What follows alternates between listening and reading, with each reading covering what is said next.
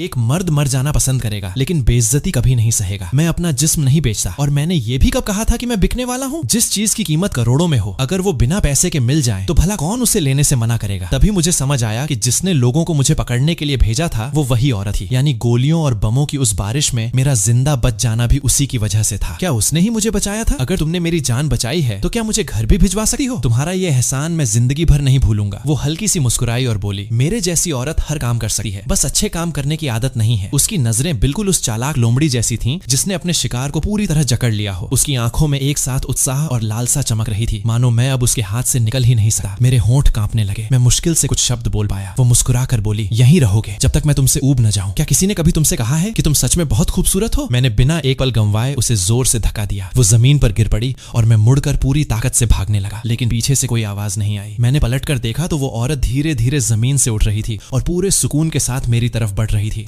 उसके हर कदम से ऐसा दबाव महसूस हो रहा था कि मेरी सांस तक अटक गई। मैंने घबरा कर कहा, इधर मत आना, और तुरंत मुड़कर बालकनी की रेलिंग पर चढ़ गया। समुद्र की तेज हवा मुझे कागज के टुकड़े की तरह डगमगा रही थी। नीचे उफनता हुआ समुद्र था, ऊंची ऊंची लहरें थीं और सफेद शार्क चक्कर काट रही थीं। मैं सच में मरना नहीं चाहता था। मेरी पढ़ाई अभी पूरी नहीं हुई थी, नाना जी की विरासत भी मुझे संभालनी थी और इस दुनिया को मैंने अभी ठीक से देखा भी नहीं था। तभी उसने ठंडी आवाज में कहा, अब तुम्हारे पास सिर्फ दो रास्ते हैं, या तो मर जाओ या मेरे आदमी बन जाओ। मैंने इसे उसकी पसंद समझकर चुपचाप स्वीकार कर लिया। उसने